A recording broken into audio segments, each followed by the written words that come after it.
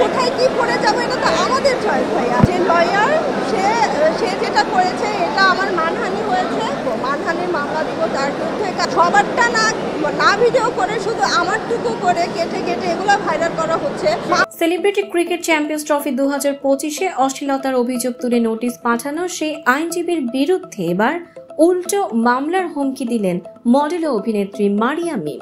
এই ঘটনায় সেই আইনজীবীর বিরুদ্ধেই ক্ষোভ প্রকাশ করেছেন তিনি। তার দাবি, জাকির হোসেন নামে সেই আইনজীবী ভাইরাল হতেই তাদের বিরুদ্ধে এমন পদক্ষেপ নিয়েছেন। এ বিষয়ে মারিয়া মিম বলেন, প্র্যাকটিসে আমি কি পরে যাব সেটা তো আমার চয়েস। যখন মাঠে যাচ্ছি তখন কিন্তু জার্সি পরেই যাচ্ছি, কিন্তু পার্সোনালি কোথায় কি পরে যাব সেটা আমাদের পছন্দ। এখানে অশ্লীলতা ছড়ানোর কি আছে? নিজেকে নির্দোষ দাবি করে এই মডেল বলেন, আমাদের কোনো দোষ নেই, মামলা করলে গণমাধ্যমের বিরুদ্ধে করুন, আমাদের বিরুদ্ধে কেন? খেলা চলাকালীন আমাকে যা প্রশ্ন করা হয়েছে তাই বলেছি।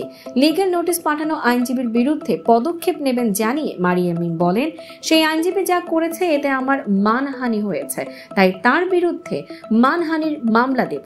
বিশেষ করে তার কর্মকাণ্ডের পর পুরনো ক্লিপগুলো নতুন করে ভাইরাল হয়েছে, এতে করে আমার মানহানি হয়েছে। মিম আরো বলেন, অবশ্যই আমি মানহানির মামলা করব, কারণ অশ্লীলতা বলে যে ভিডিওগুলো ছড়িয়েছে সেগুলো ম্যাচ শুরুর আগে ওয়ার্ম আপের মুহূর্ত, যেগুলো কেউ মোবাইলে ধারণ করে ছড়িয়েছে। কিন্তু আইনজীবী যেভাবে কথাগুলো বলেছেন সেভাবে আমার মানহানি হয়েছে। তাদেরকে আইনি নোটিশ পাঠিয়েছেন উল্লেখ করায় তিনি বলেন, সে ভাইরাল হওয়ার জন্যই আসছে, কারণ খেলা শেষে সে এই বিষয়গুলো সামনে নিয়ে আসছে। আমার মনে হয় তার আসলে কাজ নেই, সেই কারণেই এমনটা করেছে।